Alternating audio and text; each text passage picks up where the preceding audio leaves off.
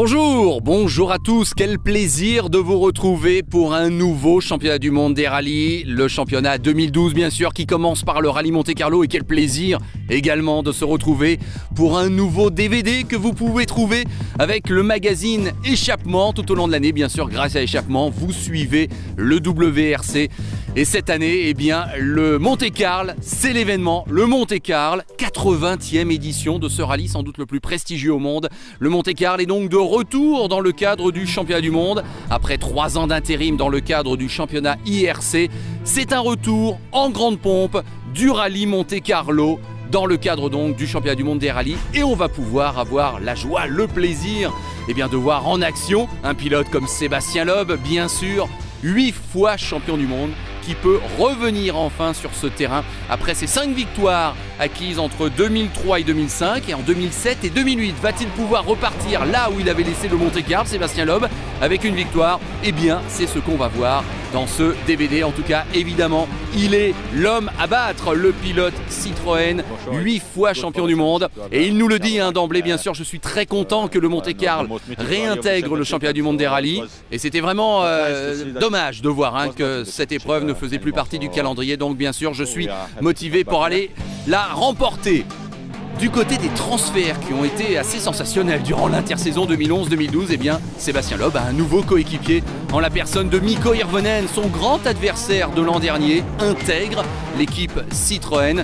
Mikko Hirvonen, donc le Finlandais, vice-champion du monde 2011, qui quitte Ford et qui intègre Citroën. Alors évidemment, la question qui se pose avant ce Monte-Carlo, c'est jusqu'où ira-t-il dans ce Monte-Carlo? Pourra-t-il vraiment prendre tous les risques? Ne va-t-il pas assurer un petit peu le coup, histoire de marquer déjà des points précieux? On va voir, en tout cas ce sera le premier rallye d'Hirvonen au sein de son équipe, de sa nouvelle équipe Citroën. Mais l'adversaire numéro 1 désigné de Sébastien Loeb, c'est lui, Jari-Matti Latvala, le Finlandais qui reste, lui, chez Ford et qui a été désigné numéro 1 dans son équipe. Il nous le dit cette année, pour battre Loeb, pour battre Citroën, il faut certainement que tout se passe de manière parfaite, mais c'est l'objectif. Latvala qui a effectué une deuxième moitié de saison 2011 absolument superbe, avec une victoire au dernier rallye de l'année, le rallye de Grande-Bretagne. C'est lui donc le dernier vainqueur en date d'une manche de WRC, le nouveau coéquipier de Jari-Matti Latvala. Là aussi, autre transfert important, c'est Peter Solberg. L'aventure perso, si j'ose dire, s'arrête là pour Solberg qui depuis quelques années avait monté son équipe privée. Maintenant, c'est fini, il intègre de nouveau une équipe officielle et il se retrouve donc chez Ford aux côtés de Jari-Matti Latvala. C'est évidemment un client qu'il faudra surveiller très attentivement.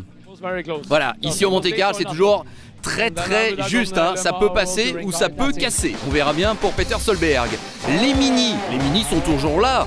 Et oui, l'an dernier c'était un programme limité pour cette marque. Cette fois-ci c'est l'année complète qui est au programme avec Dani Sordo comme pilote titulaire. Et normalement il est prévu une rotation à chaque rallye. Il aura un autre coéquipier différent. Pour ce rallye Monte-Carlo, eh bien c'est un Français qui a été élu comme deuxième pilote officiel mini, Pierre Campana.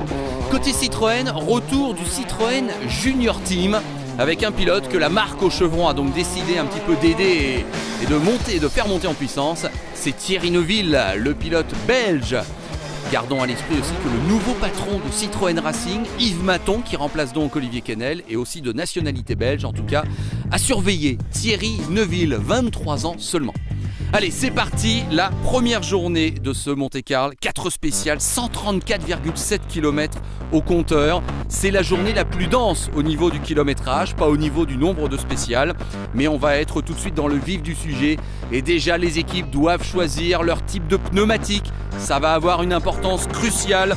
Alors pour ce Monte-Carlo, ils ont le choix entre des softs, des super softs, des durs, des pneus hiver sans clous et des pneus hiver cloutés. Voilà, il faut choisir parmi ces 5 montes de pneumatiques. Et il faut parfois savoir sacrifier une spéciale pour privilégier la suivante où il y aura un petit peu plus de verglas peut-être. Tout cela dépend évidemment des renseignements que quelques personnes bien attentionnées et qui surtout ont été envoyées en éclaireur peuvent distiller du côté des équipes. On est mercredi 18 janvier 2012, première spéciale le Moulinon Entraigues, Sébastien Loeb, Daniel Elena. Le coup d'envoi de la saison 2012 est officiellement donné.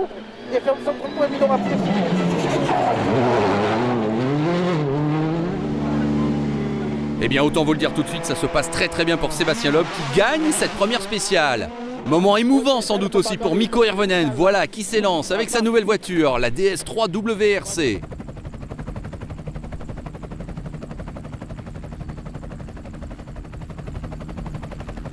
On est parti en pneus soft du côté de Citroën. Mikko Hirvonen se classe 3e de la spéciale. Il concède d'emblée 15 secondes à Sébastien Loeb. Jari-Matti Latvala, lui qui est parti en pneus super soft. Et il va souffrir dans la fin de la spéciale, concédant 22 secondes 2 à Sébastien Loeb. Oui, mais d'ores et déjà la question se pose. Est-ce que Latvala n'a pas un petit peu sacrifié cette première spéciale pour peut-être être bien mieux dans la deuxième? On va voir ça dans quelques instants. Dani Sordo.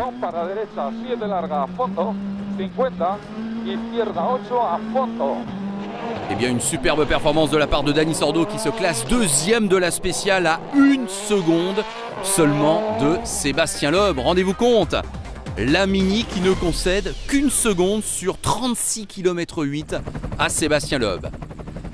Alors on nous propose du côté de la production télévisuelle eh bien, un système assez intéressant, la Simulcam. Alors au niveau du principe c'est simple, un seul axe de prise de vue identique, mais on peut comparer eh bien, le passage de 2 voitures différentes. Et là vous le voyez, eh bien, on peut comparer Dani Sordo avec la Mini et Jari-Matti Latvala avec la Ford Fiesta WRC. Et on se rend bien compte, effectivement, ça correspond au résultat de cette première spéciale. Eh bien la Mini est devant et prend l'avantage à la suite de ces 3-4 virages là que l'on vient de suivre.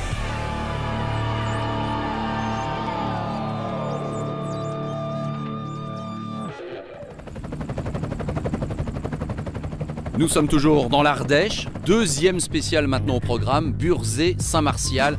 Encore plus de 30 km au programme. Et là, ça ne va pas être la même histoire. Au niveau du revêtement, on le voit tout de suite, c'est beaucoup plus délicat avec des vraies portions de verglas sur la route. Et on le voit, Sébastien Loeb et Daniel Elena ne sont pas à la fête. 130 points de max. 130 points de max. 80 mètres. 200 mètres plus 1 million de corps de max. Oui, clairement, cela a été un mauvais choix de pneus pour Sébastien Loeb qui concède beaucoup de temps dans cette spéciale. On l'écoute. J'avais 2 pneus soft et mes 2 pneus cloutés, j'en ai mis un à l'avant et un à l'arrière. Et je peux vous dire que ça a été assez bizarre au niveau du pilotage. Mais bon, ça allait quand même.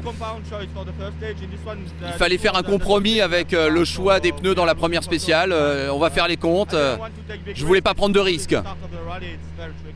Et c'était piégeux. Et oui, il est piégeux ce terrain, mais ça va mieux se passer pour Latvala, qui lui aussi a 2 pneus cloutés, mais 2 pneus super soft et pas soft. Et c'est ça toute la différence. Ça va beaucoup mieux pour Latvala que pour Loeb. Et écoutez bien, Latvala remporte cette 2e spéciale et il colle, si j'ose dire, il colle 52 secondes 7 à Sébastien Loeb. C'est évidemment un gouffre. Et à ce moment-là, bien sûr, Jari-Matti Latvala est le nouveau leader de ce rallye Monte-Carlo. On retrouve maintenant Dani Sordo et il va connaître un souci dans cette 2e spéciale.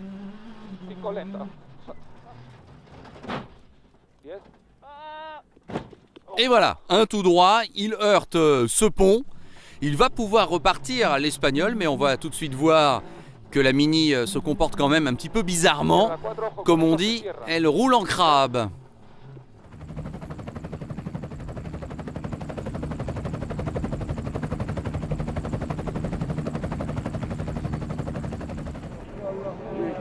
Eh bien sachez que malgré tous ces soucis, Sordo se classe quand même 8e de la spéciale. Mais c'est vrai, il perd 1 minute 5 très précisément sur Jari-Matti Latvala qui donc à ce moment-là a 30 secondes 5 d'avance sur Sébastien Loeb. Retour à l'assistance du côté de Valence. On sait que l'après-midi, eh bien, ce sont les 2 mêmes spéciales qui sont de nouveau au programme. Et là, de nouveau, va se poser la question du choix de pneus. En tout cas, le leader du Monte-Carlo, c'est bien lui, Jari-Matti Latvala, qui dit on a fait un super choix de pneus. Et pour l'instant, évidemment, on est bien content du coup qu'on a joué en quelque sorte à Citroën. Retour donc du côté du Moulinon et d'Entraigues pour l'après-midi. Mais là, avec les conditions météo qui se sont un petit peu améliorées, puisqu'il fait un petit peu plus chaud, ça va être des pneus soft pour tout le monde. Sur gauche 130, pas corde. 150 mètres, attention, droite 133, vers 910 plus. Alors Sébastien Loeb peut-il répliquer à Jari-Matti Latvala qui l'a quand même un peu explosé dans la deuxième spéciale? Dans un premier temps, on va répondre oui. Loeb gagne cette spéciale. Mais la question, c'est de savoir évidemment de combien. Voici Latvala. Eh bien Latvala continue sur sa lancée. Il s'incline certes face à Loeb, mais il signe quand même le deuxième temps de la spéciale. Et il ne perd que 4 dixièmes par rapport à Loeb. Donc autant dire c'est un quasi statu quo. Il y a toujours plus de 30 secondes d'avance pour le Finlandais au classement général à ce moment-là.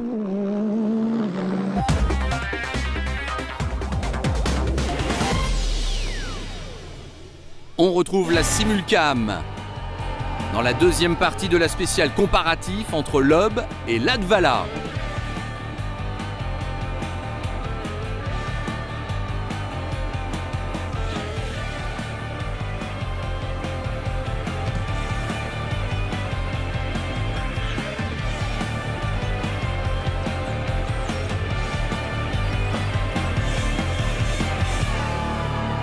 Eh bien à ce moment-là c'est plutôt la Ford qui est devant la Citroën et pourtant à l'arrivée il y aura un léger avantage donc pour Sébastien Loeb avec 4 dixièmes d'écart. Le passage obligé à Entraigues sur Volane, c'est l'arrêt du côté du restaurant qui s'appelle La Remise et tous les pilotes eh bien, observent la tradition, les grands champions sont là aussi comme Harry Vatanen. On s'arrête pour prendre un morceau de tarte aux pommes.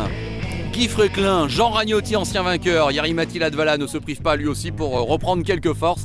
C'est sympa, voilà, ce sont les bonnes traditions du Monte-Carlo. Ça fait plaisir de retrouver tous les cadors du championnat du monde qui sont de retour sur ce terrain. La 4e spéciale et ça va être l'image choc de la première journée. Nous sommes avec le leader du Monte-Carlo et regardez ce qu'il va se passer pour Latvala. C'est l'accident pour le Finlandais.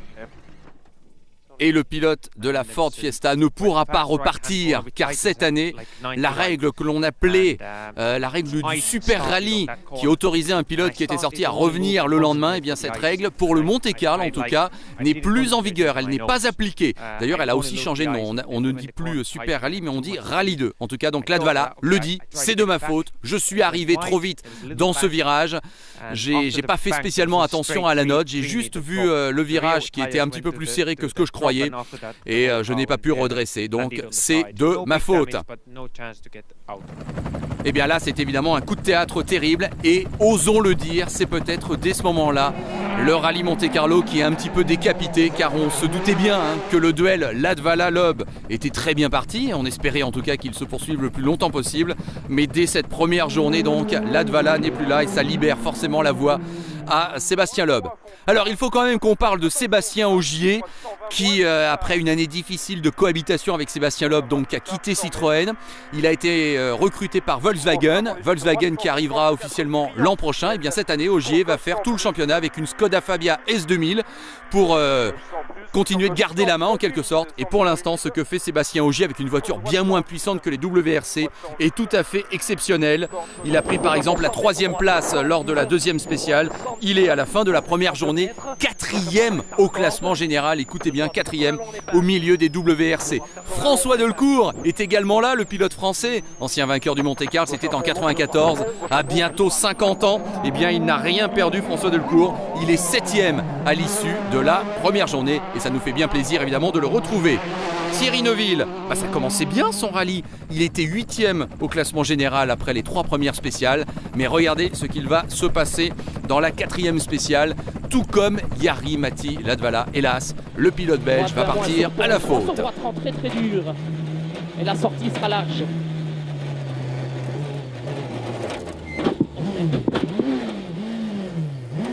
Alors bien sûr, ça n'est pas un accident très spectaculaire, mais les dommages sont quand même irréversible, c'est terminé pour Thierry Neuville avec la suspension avant touchée, la roue avant droite complètement pliée. Et donc, comme la règle du Rallye 2 n'existe plus pour ce Monte-Carlo tout du moins, eh bien ça se termine là pour le jeune pilote belge, dommage. Sébastien Loeb avec déjà plus d'1 minute d'avance à la fin de la première journée. C'est chaud déjà entre Sordo et Solberg, une seule seconde d'écart entre les deux pilotes. Sébastien Ogier donc 4e devant le jeune russe Novikov. Hirvonen seulement 6e. Delecourt, Campana, les Français sont là. Odd Tanak et le Suédois P.J. Anderson.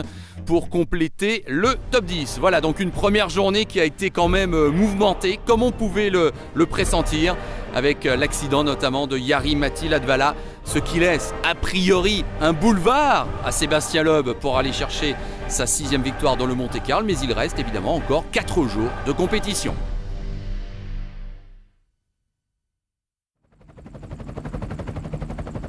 On attaque maintenant la 2e journée de ce rallye Monte-Carlo, 80e édition du nom pour la 35e fois dans le cadre d'un championnat du monde.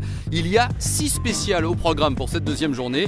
C'est la journée où il y a le plus donc de secteurs chronométrés au programme. Et ça commence le matin, toujours en Ardèche. Ensuite, on ira un petit peu du côté de la Haute-Loire. Sébastien Loeb est donc en tête avec plus d'1 minute d'avance. Et déjà, on sait qu'il va y avoir un beau duel, certainement, durant toute cette journée pour la 2e place entre Dani Sordo et Peter Solberg. C'est parti pour Sébastien Loeb et Daniel Elena.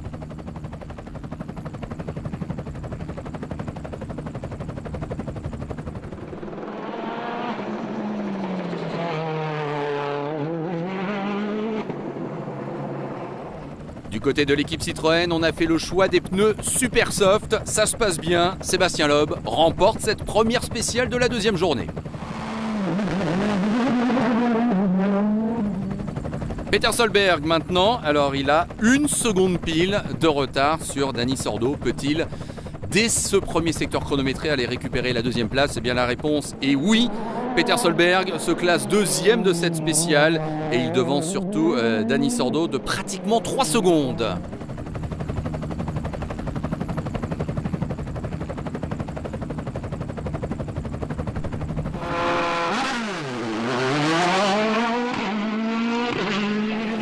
Quant à Mikko Hirvonen, il continue de se familiariser avec sa voiture, sa nouvelle équipe.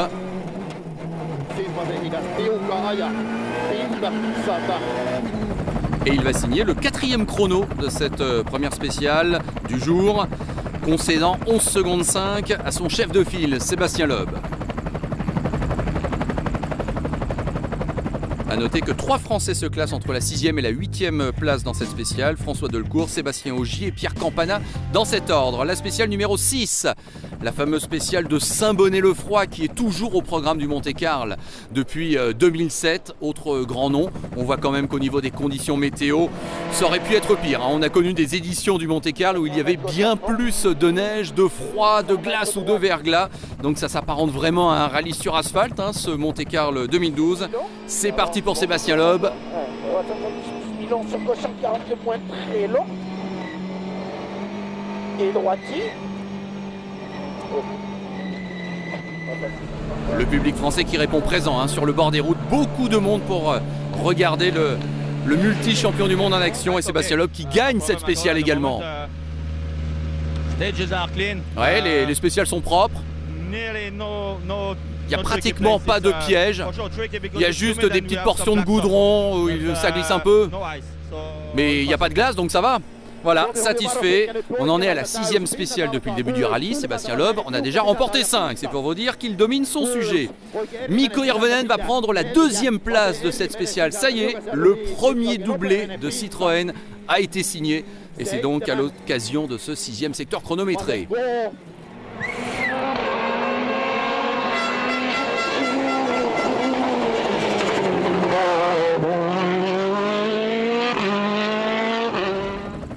Hirvonen qui passe 4e au général. Et puis le duel que l'on attendait a bien lieu. Sordo-Solberg pour la 2e place. À l'issue de la spéciale précédente, Peter Solberg avait repris la 2e place à Dani Sordo. Et bien là, ça va être l'inverse. Dani Sordo se classe 3e de la spéciale de Saint-Bonnet-le-Froid. Il reprend à son tour la 2e place à Peter Solberg. Mais alors écoutez l'écart entre les deux hommes à ce moment-là, il n'y a que 3 dixièmes au classement général entre Sordo 2e et Solberg 3e. Petit comparatif d'ailleurs dans le dernier kilomètre de cette spéciale entre Sordo et Solberg, entre la Mini et la Ford. Et cette simulcam est assez intéressante parce qu'on s'aperçoit qu'en fait, ils sont dans un rythme absolument identique.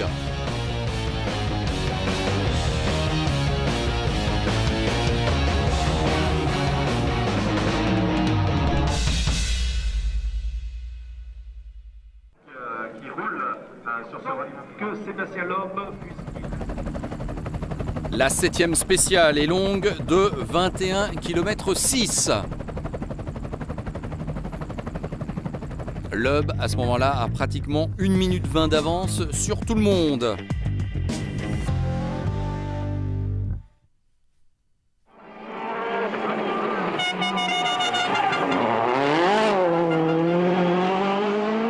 Et le Français est souverain. Il a déjà remporté le Monte-Carlo dans le passé à 5 reprises. Personne n'a gagné plus de fois cette épreuve mythique que Sébastien Loeb. Il enchaîne par une nouvelle victoire. Corps de goudron extérieur sorti. Et droite sortie sur plus selon tard. Et gauche sur bilan pas corps. Et Peter Solberg, eh bien, il prend la 2e place de la spéciale.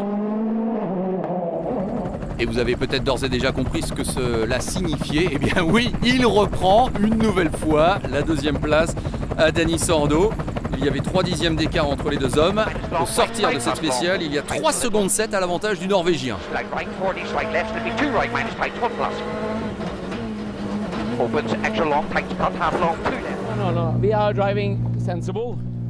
On fait quand même attention dans ces spéciales parce que il n'y a plus qu'une Ford officielle qui est là, c'est la mienne.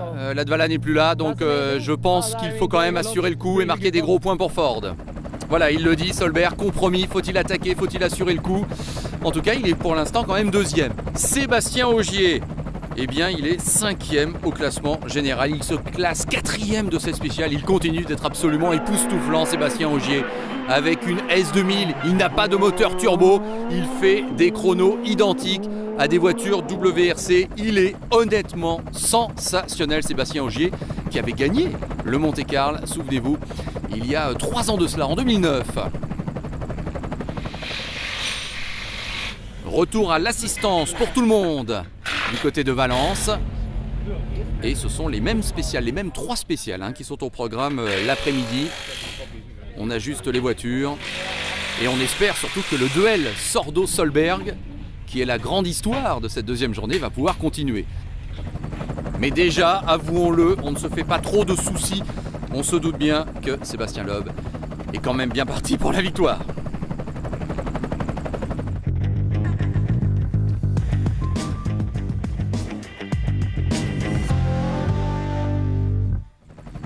On repart donc pour le 8e secteur chronométré. Arrivé à La Louvesque, une spéciale longue de 19 km. Dani Sordo peut-il récupérer la 2e place à Peter Solberg? C'est lui, en tout cas, qui va gagner la spéciale. Ah, ça y est, la belle série de Sébastien Loeb prend fin. Il avait gagné les 3 spéciales du matin. Sordo gagne cette spéciale. Oui, mais ça ne lui suffit pas pour reprendre la 2e place, car derrière Solberg va réussir à limiter les dégâts. Sordo reste donc 3e au général. Sordo a donc gagné la spéciale, Loeb a pris la 2e place, 2 dixièmes seulement derrière l'Espagnol, et Solberg va se classer 3e de la spéciale, mais il ne concède que 2 secondes 2 à Sordo, comme il en avait 3 secondes 7 d'avance. Eh bien, vous faites les calculs, c'est simple, Solberg reste 2e pour 1 seconde 5.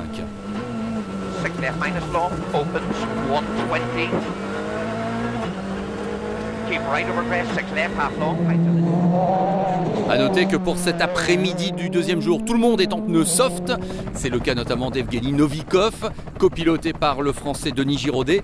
Ah, on s'en souvient, l'an dernier, Novikov, un petit peu impétueux. Souvent ça passe ou ça casse, et ça a souvent cassé, il faut bien le dire. Et souvent on a entendu Denis Giraudet un petit peu gronder son jeune pilote, mais là ça se passe très très bien pour Novikov qui signe le 5e temps de la spéciale et il est 5e au général. C'est sa première participation au Monte-Carlo et donc pour l'instant c'est relativement formidable ce que fait le jeune russe. La 9e spéciale Saint-Bonnet-le-Froid, cette boucle longue d'un petit peu plus de 25 km. On retrouve Sébastien Loeb qui va reprendre son rythme. 100 mètres, moins 3. Gauche à fond sur attention 80 mètres, gauche 142 pour vous. C'est une victoire imparable pour Sébastien Loeb. En un petit peu plus de 12 minutes, il remporte cette spéciale. Et son avance à ce moment-là est pratiquement d'1 minute 30 sur le 2e. Un 2e qui est toujours Peter Solberg, qui résiste à Dani Sordo, mais la lutte est très serrée, très intéressante entre les deux pilotes. Il reste une spéciale à disputer dans cette deuxième journée. La voici, la 10e du rallye. Et tout comme la veille, eh bien, cette dernière spéciale va avoir son lot d'action et de rebondissements. On commence avec Sébastien Loeb.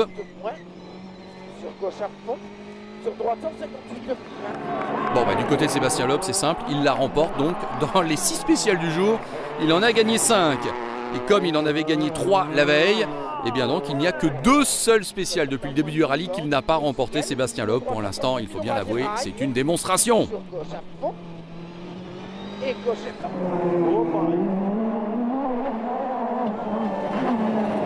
Peter Solberg, 2 secondes 4 d'avance avant ce 10e secteur chronométré sur Dani Sordo. Va-t-il les conserver?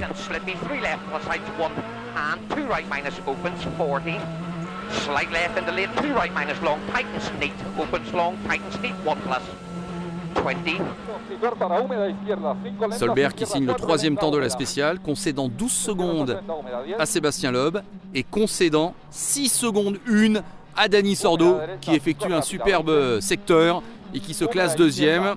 Donc Dani Sordo, eh bien c'est bien cela, termine la journée à la 2e place. In extremis, il récupère cette fameuse 2e place. Et tout comme à la fin de la première journée, Sordo est le dauphin pour l'instant de Sébastien Loeb. Ah, c'était très sympa aujourd'hui. Je crois que la bataille avec Peter a vraiment fait plaisir à tout le monde, à nous, les pilotes et aux spectateurs. Tout s'est joué à la dernière spéciale où j'ai repris le meilleur. Alors Sébastien Ogier, l'image choc de la 2e journée. Vous vous souvenez de l'accident de Latvala dans la dernière spéciale de la première journée? Eh bien voici l'accident de Sébastien Ogier dans la dernière spéciale de la 2e journée. Ouais, un accident terrible pour Sébastien Ogier qui est arrivé très vite. Et Julien Ingracia même qui se plaint de douleurs au bras. Voilà, j'ai essayé de passer cette courbure de route à fond, mais à l'intérieur c'était un petit peu plus enfoncé que je croyais. Et j'ai un petit peu trop coupé. Mais j'étais certainement trop agressif pour ce secteur et évidemment on s'est craché. Voilà, donc la frayeur pour Sébastien Ogier qui est obligé d'arrêter là, de renoncer. Mais du côté de Volkswagen, croyez-moi, on ne regrette pas déjà son choix de l'avoir enrôlé. Sébastien Loeb donc en tête du rallye Monte-Carlo avec plus d'1 minute 30 d'avance.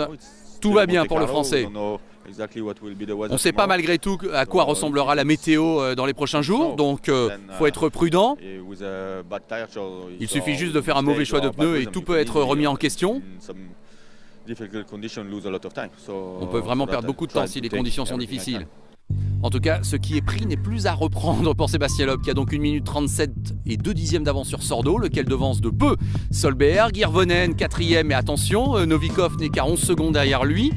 François Delcourt, formidable 6e. Pierre Campana sur la 2e mini, il est bien 7e devant Ott Tanak. Et puis P.J. Anderson et le jeune néerlandais Kevin Abring pour compléter le top 10. Voilà, 10 spéciales sur les 18 au programme déjà disputés, mais il reste encore 3 jours de compétition. Et Sébastien Loeb nous le disait, tout peut arriver dans un Monte-Carlo, surtout s'il devait y avoir de la neige. Est-ce que ça va être le cas? Eh bien, on va voir ça dans quelques instants.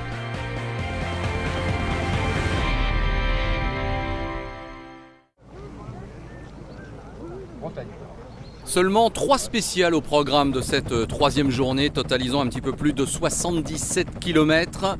Et toujours les incertitudes concernant la météo et le choix des pneus. Vous voyez, il pleut quand même au matin de cette 3e journée. Ça n'est donc pas la neige que l'on pressentait pour certains, mais il pleut quand même et c'est donc à prendre en compte. Faut-il prendre des pneus soft, des pneus super soft, des pneus cloutés? Tout le monde s'interroge. On a vu que chez Citroën on avait pris des pneus cloutés. On a voulu faire la même chose chez Mini, mais c'était trop tard. Donc il faudra se contenter de pneus super soft. On va voir si ça a une incidence. Rappelons qu'il y a toujours cette belle bataille pour la 2e place au classement général entre Dani Sordo et Peter Solberg. Il y a seulement 3 secondes 4 d'écart entre les deux hommes à l'avantage de Dani Sordo. Et voici donc Dani Sordo qui est parti dans la spéciale numéro 11. Saint-Jean-Royan Fondurle, 23 km 2. Dani Sordo qui va se classer seulement 5e. Eh bien vous avez tout de suite deviné que ça signifie qu'il perd sa deuxième place. Voici Peter Solberg. Peter Solberg qui est en super soft. Et c'était manifestement le bon choix, combiné sans doute à un désir de revanche peut-être de la part de Peter Solberg. En tout cas, c'est lui qui remporte la spéciale. Et qui est maintenant bien installé à la deuxième place. Il a fait vraiment la différence sur Sordo dès ce premier secteur chronométré du vendredi matin.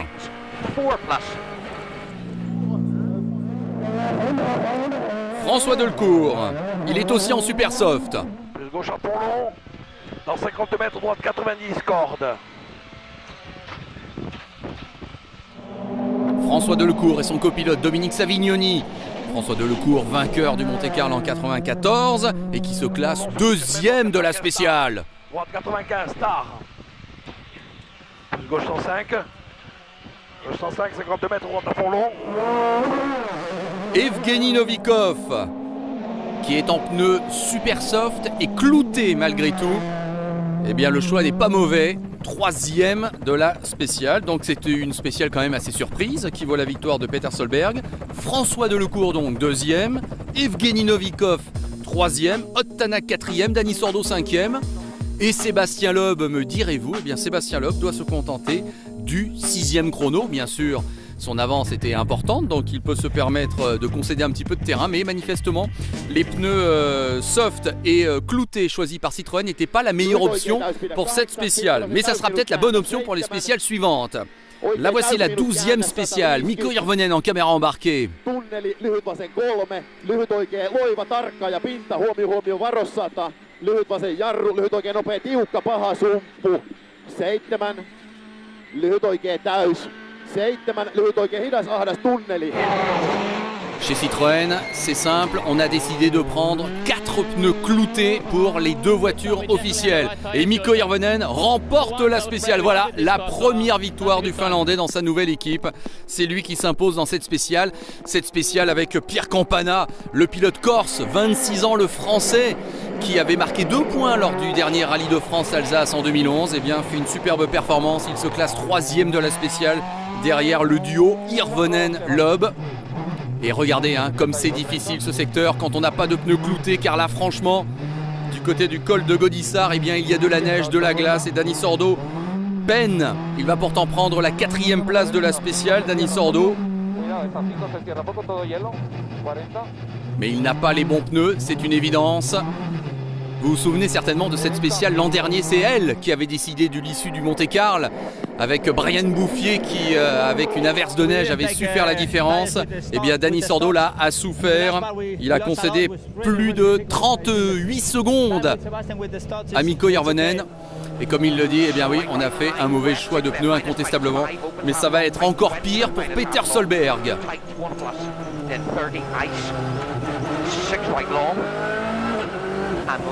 Parce que chez Ford, on s'est manifestement loupé, on n'a pas pris du tout de pneus cloutés. C'est 2 pneus hiver devant et 2 super soft derrière pour Peter Solberg. Et là, avec ces conditions de route, c'est pas bon. Solberg qui ne va se classer que 11e de la spéciale, perdant 1 minute 46 sur Mikko Hirvonen. On n'avait que des pneus slick, pas de clous. Il y avait de l'aquaplaning dès le début, j'ai même failli sortir dès les premiers mètres, c'était incroyable. Donc évidemment, au classement général, eh bien Dani Sordo s'envole pour la 2e place. Il a à ce moment-là 57 secondes 6 d'avance sur Peter Solberg, alors que les 2 hommes étaient vraiment à la lutte pour la 2e place. Comparatif entre Peter Solberg, donc 2 pneus hiver et 2 pneus soft, et Dani Sordo, 2 pneus hiver à l'avant, 2 pneus hiver à l'arrière.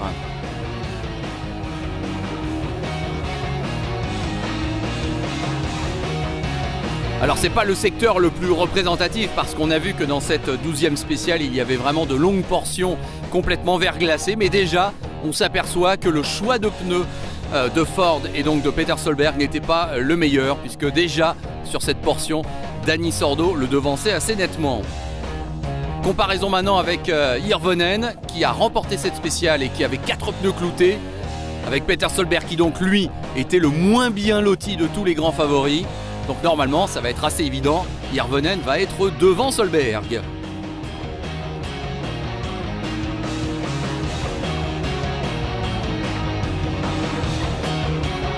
Alors c'est effectivement le cas, mais comme on vous le disait, ça aurait été mieux de voir cette séquence plus haut, là où il y avait vraiment de la neige. Vous auriez vu Mikko Hirvonen distancer irrémédiablement Peter Solberg, je vous l'ai dit, hein, à l'arrivée entre les deux hommes, 1 minute 46 d'écart. Sébastien Loeb qui lui aussi avait 4 pneus cloutés, comparatif avec Dani Sordo donc, et ses 4 pneus hiver non cloutés.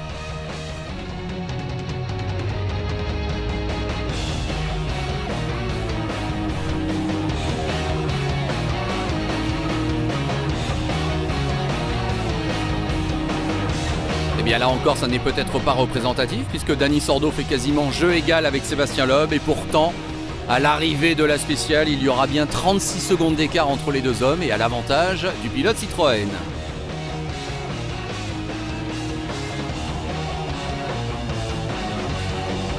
Et puis maintenant, on retrouve tout le monde. C'est plutôt donc Dani Sordo qui semble dominer la meute. Ce qui est sûr, c'est que Solberg est déjà largué. Mais Sordo donc ne gagnera pas la spéciale. C'est bien Hirvonen qui va la remporter devant Loeb.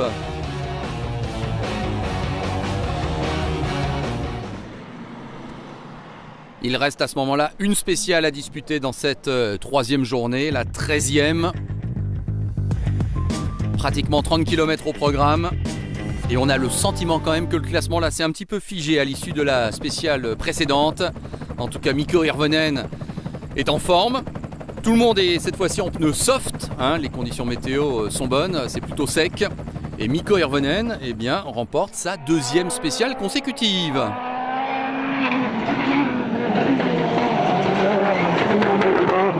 Et attention, il revient comme une fusée sur Peter Solberg. Huomio, huomio. Vasen K. Jarru 6. Oikein hidas kirraa vähän silta. Hirvonen avec ses 2 victoires n'est plus qu'à 23 secondes 8 de la 3e place à ce moment-là. Sébastien Loeb, solide 2e de la spéciale et toujours solide leader de l'épreuve bien sûr.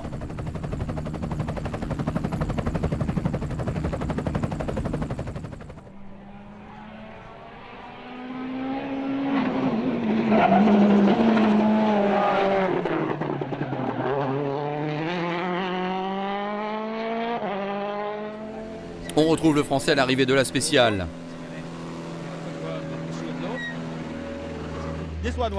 C'était un secteur, c'était quasiment l'équivalent d'une spéciale sur asphalte. Moi j'ai une avance assez confortable, je ne veux pas prendre de risques.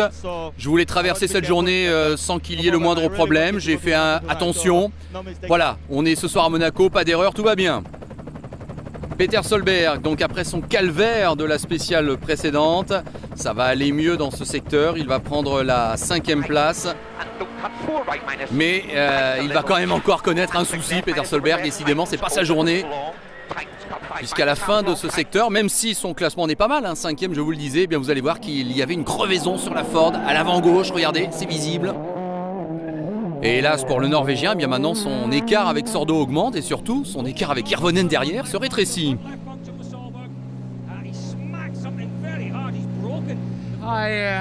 J'ai trop coupé un virage, c'est ma faute, ça arrive. J'étais à la bataille avec Sordo, ça se passait bien, mais vous savez, ce sont les aléas de la course.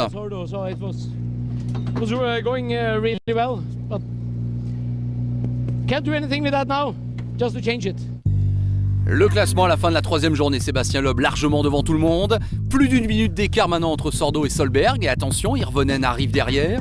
Novikov solidement installé à la 5e place. François Delcourt, Pierre Campana, Ott Tanak solidement installés 6e, 7e et 8e. Et puis c'est Armindo Araujo, le pilote portugais sur Mini, qui arrive dans le top 10. Le soir, retour à Monaco pour tout le monde. Voilà, on se rapproche de la principauté.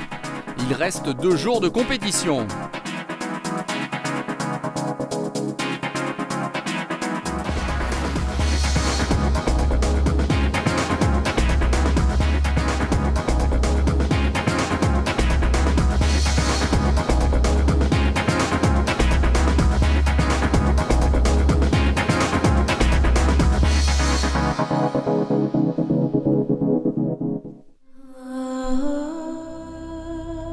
Il y a 4 spéciales au programme de la 4e journée. J'en profite pour vous dire que dans ce DVD échappement spécial Monte-Carlo 2012, eh bien n'hésitez pas à aller voir du côté des bonus avec un retour sur l'édition 1985 du rallye Monte-Carlo. Voilà des images d'archives qui feront plaisir à beaucoup de monde, j'en suis sûr, et qu'il ne faut pas louper. Je vous laisse aller découvrir ça.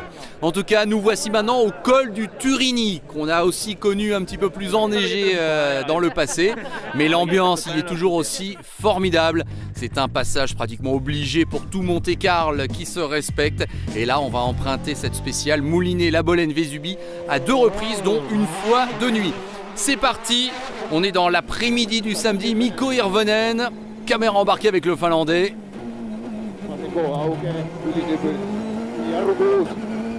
Je vous rappelle que Mikko Hirvonen est 4e au général, qu'il n'est plus qu'à 23 secondes 8 de Peter Solberg et donc de la 3e place, et qu'il avait remporté les 2 dernières spéciales de la journée précédente. Et bien Mikko Hirvonen continue sur sa lancée.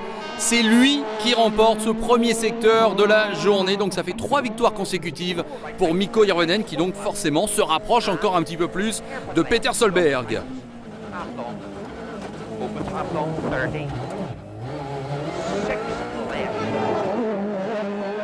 Solberg qui limite toutefois les dégâts, 1 seconde 7 seulement de retard sur Hirvonen. L'écart entre les deux hommes est encore de 22 secondes 1 au général.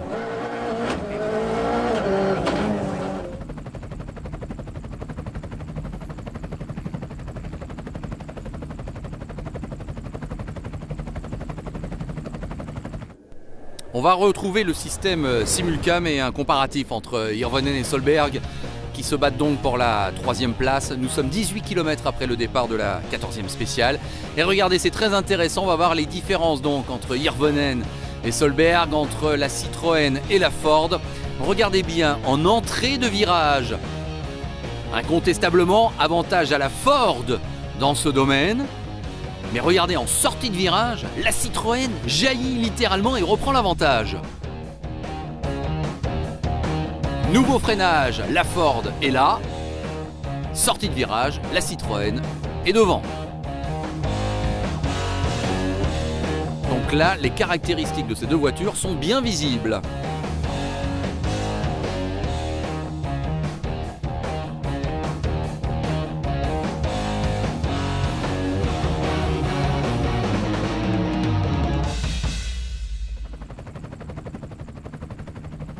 Sébastien Loeb a pris la 3e place de cette spéciale. Il est toujours largement en tête. Dani Sordo est bien accroché maintenant à sa 2e place. Et donc finalement, le dernier enjeu, c'est la bataille pour la 3e place entre Solberg et Hirvonen. 15e spéciale Lantosque Lucéram. Un petit peu moins de 19 km. Et Peter Solberg a sans doute senti le danger. Hirvonen, il va parfaitement répliquer le Norvégien. Il remporte ce secteur chronométré. Slide left opens 20, hairpin left, double tight. Into 6 right minus and line, 3 left plus half long tights, 2 minus tightens 20, hairpin right, double tight.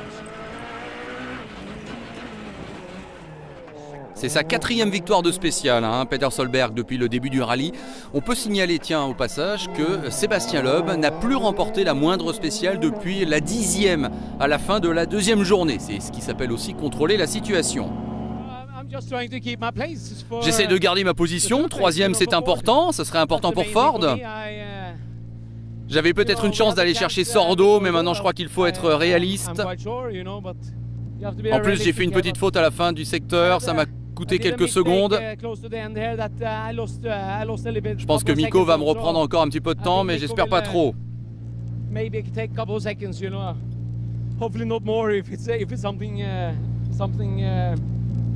Eh bien, il peut être rassuré, Solberg. On vous a dit qu'il avait remporté la spéciale, donc non, pas du tout.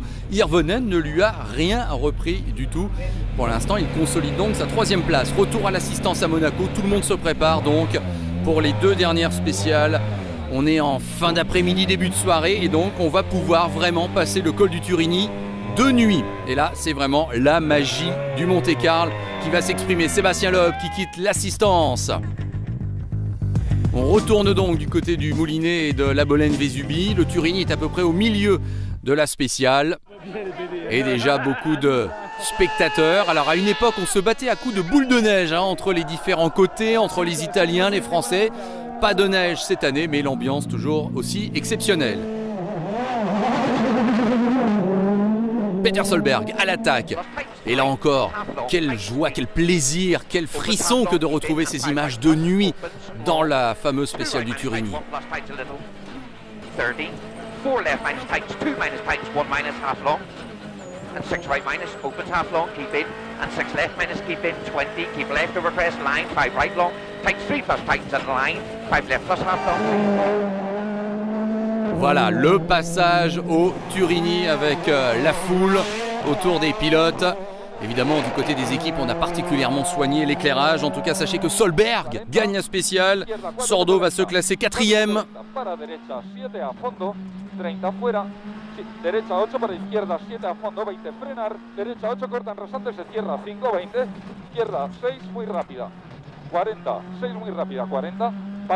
A noter que Sordo a perdu quand même une grosse trentaine de secondes depuis le début de la journée sur Peter Solberg. Heureusement qu'il avait plus d'1 minute d'avance avant le début de cette avant-dernière journée.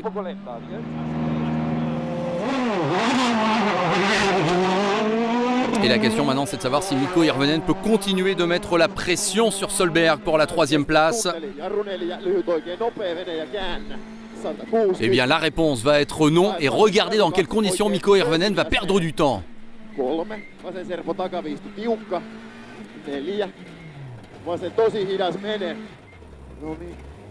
Et oui, le tête à queue avec une spectatrice qui se souviendra longtemps d'avoir vu comme ça la Citroën d'un vice-champion du monde de rallye s'arrêter à quelques centimètres d'elle.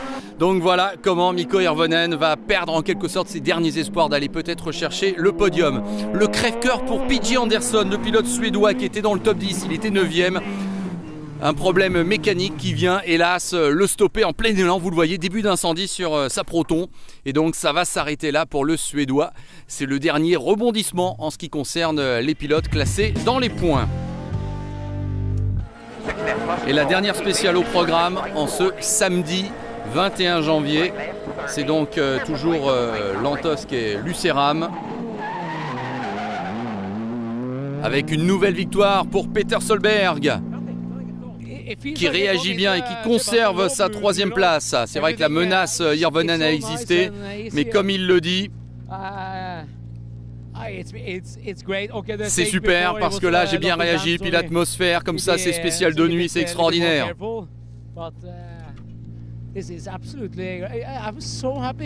J'étais tellement content, et les yeux qui brillent pour Peter Solberg, qui a vraiment apprécié ces 2 passages de nuit. Solberg a donc été le grand bonhomme de cette avant-dernière journée avec 3 victoires de spéciales consécutives. Sébastien Loeb se classe 2e de la 17e spéciale. Voilà, il n'est plus qu'à une seule spéciale de la victoire, et cette dernière spéciale c'est la Power Stage. Elle ne fait que 5 km, donc tout va bien pour Sébastien Loeb. C'est vraiment fantastique de piloter ici, le col du Turini la nuit, l'atmosphère. C'était sec, c'était rapide, il y avait des feux partout, une bonne ambiance. Voilà, tout le monde a vraiment apprécié Sébastien Loeb. 2 minutes 41 secondes d'avance maintenant sur Sordo. Solberg, pas si loin que ça finalement de l'Espagnol, il est revenu à 19 secondes. Mikko Hirvonen a abdiqué, il se contentera de la 4e place. Et puis derrière, Delecourt, Campana, Tanak. Et ça reste chaud entre Prokop et Araujo pour la 9e place.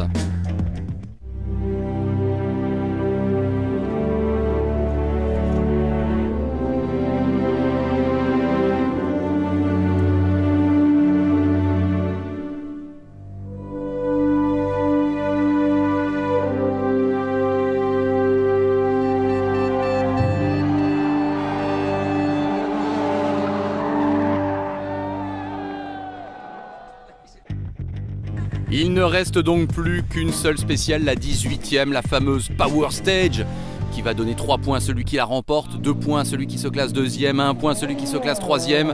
On retrouve tout de suite Evgeny Novikov. Alors c'est sûr, c'est pas un pilote du calibre des Loeb, Hirvonen, Solberg ou Sordo, mais c'est un pilote en devenir. Et ce qu'il fait dans cette Power Stage est formidable. Il prend la 3e place. et la 5e place au général de ce rallye Monte-Carlo pour une première participation. Croyez-moi, c'est un authentique exploit qu'a signé Evgeny Novikov. La 2e place de la Power Stage, elle revient à Mikko Hirvonen, qui se classe 4e au général, plus 2 points de bonus dans la Power Stage. Le bilan sera bon évidemment pour Hirvonen. Peter Solberg peut-il gagner la Power Stage? Eh bien la réponse va être négative. Peter Solberg devra se contenter de la 6e place, mais en tout cas il monte sur le podium de ce Monte-Carlo 2012.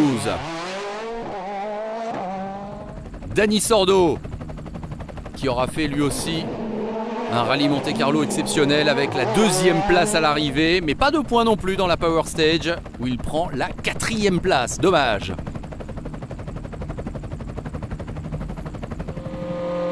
À signaler que Brian Bouffier, le tenant du titre, l'ancien champion de France des rallyes, se classe 7e de cette Power Stage. C'est bien pour Brian. Et Sébastien Loeb va conclure en beauté. Il remporte évidemment ce rallye Monte-Carlo et il gagne la Power Stage, ce qui fait donc d'un coup 25 plus 3, 28 points. Déjà dans l'optique du championnat du monde, c'est une superbe opération. J'ai beaucoup de supporters dans ce rallye Monte-Carlo, bien évidemment, c'est comme un 2e rallye à domicile en France. Je connais les spéciales. Et vraiment, je suis très content, c'est très bien de commencer comme ça la saison. C'est un sentiment incroyable. Sébastien Loeb donc, devant Dani Sordo, Solberg, Hirvonen, Novikov. Voilà le résultat final de cette première manche du championnat du monde 2012. Bravo à François Delcourt, hein, toujours là, toujours vaillant. 4 victoires dans sa carrière, une 6e place en 2012, c'est bien. Pierre Campana, là aussi, opération réussie du côté de Chemigny, du côté du français. Et voici le classement évidemment au championnat du monde, avec 28 points d'un coup pour Sébastien Loeb, 14 pour Hirvonen qui a marqué 2 points dans la Power Stage. C'est sûr que ça commence très très bien pour Citroën, mais la saison ne fait que commencer. Il y a 13 rallyes qui sont prévus dans cette année 2012.